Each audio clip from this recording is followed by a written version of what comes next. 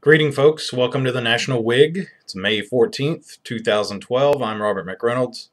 Um, I wanted to take the time to talk to you about last week's vote in North Carolina dealing with their constitutional amendment defining marriage as one man, one woman.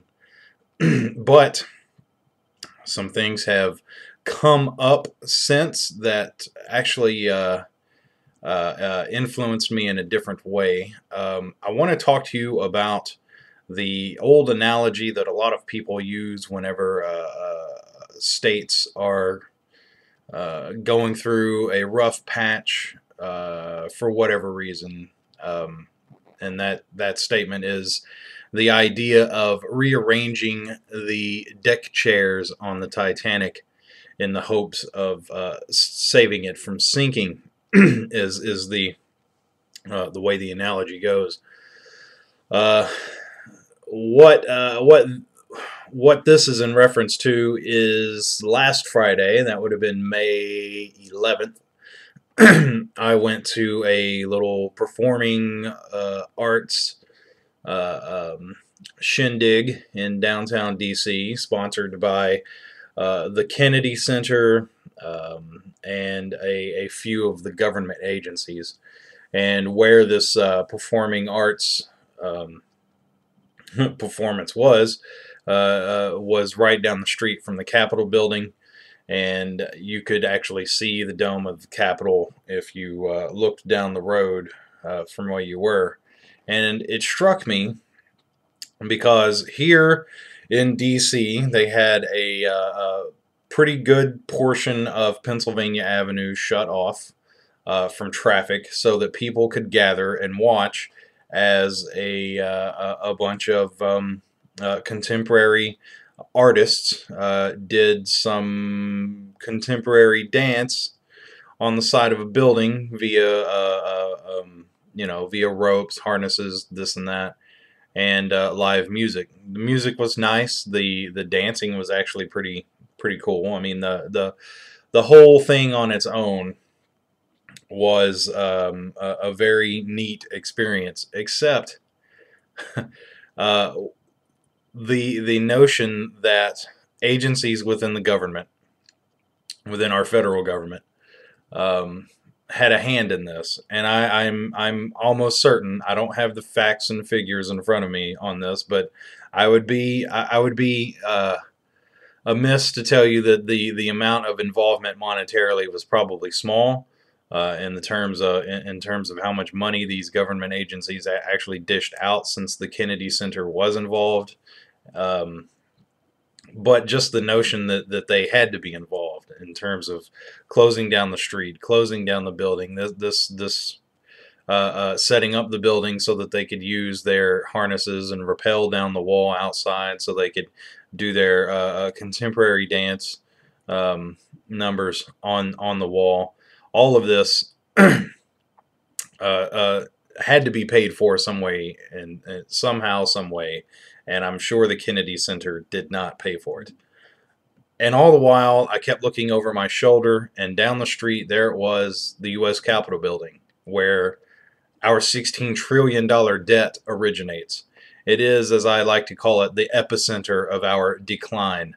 It is where, if we don't do something about this debt soon, we are all of us, left, right, Republican, Democrat, doesn't matter what your allegiance is, we are all going to have to pay the piper once this debt comes to a head. $16 trillion. And I was looking around the crowd during this performance, and I couldn't help but notice, get the feeling anyway, that I would say just about everyone there is vehemently opposed to any type of structural budgetary change in the U.S. federal government, whether it be cuts outside of the Defense Department. I'm sorry. Outside of the Defense Department, probably very little support for any real structural change in spending by the U.S. government.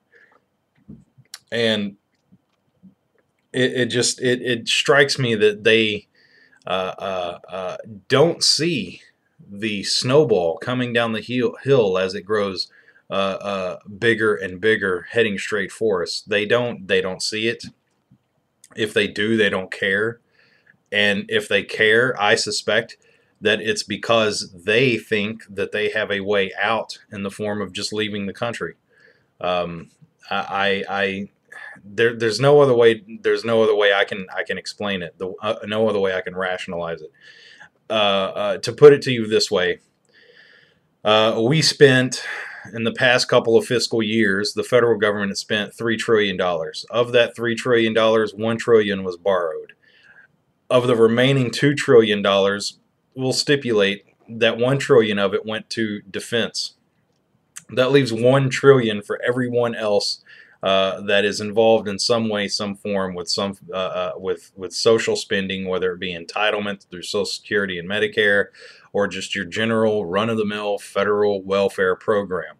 So if you take the size of our population, which is about $311 million, and you divide that, you divide $1 trillion, which is what's left over from the $3 trillion, by the 311 million, you come out to about $3.2 billion per person. That means the federal government could cut a check of $3.2 billion, give it to each individual, whether they be a newborn baby at the time of these numbers came out through the census, to being the most elderly person in the United States, most likely residing in Arizona. And for each person, 3.2 billion, and you're trying to tell me that we can't find cuts, that we can't find a place in the federal budget where we can downsize, where we can shrink. It's like I was talking about last time I was here, in that it seems that the federal government is seeking to put more and more people in a role of dependency on the federal government, and the Obama administration's use of their fictitious Julia as their campaign, cradle to grave government assistance every step of the way, is a good example of this. But if the government could cut a check one time for 3.2 billion, give it to each and every person, there's no way that I can be convinced that many of these programs are needed, that the funding, if cut, is going to lead to catastrophic chaos in society, that people are going to start falling over dead in the streets the moment there is a dime less given to this or that federal program. And continuing on this route, continuing on this path, this course, we're heading straight to an iceberg. In fact, I would say that we are probably to the point where it's too late to turn the boat. And much like the real Titanic, any attempt to actually turn away from the iceberg is going to worsen the situation. We should just ram it head on. There was, to me, a very striking sense that while Washington burned, everyone in that little area of Pennsylvania Avenue watching the performing arts demonstration on the walls of the old post office down in downtown DC was fiddling, and quite literally, considering the music was of a more contemporary classical angle. There were cellos, violins, guitars, from what I could hear, and no one seemed struck at the situation that they were in.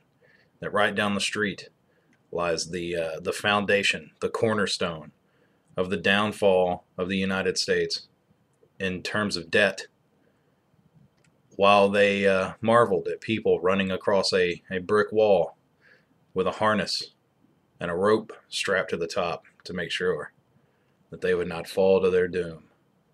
All the while, we as a collective are falling to ours. Have a good one. Have a good one, guys. I'll see you next time on the National Whig. I'm Robert McReynolds.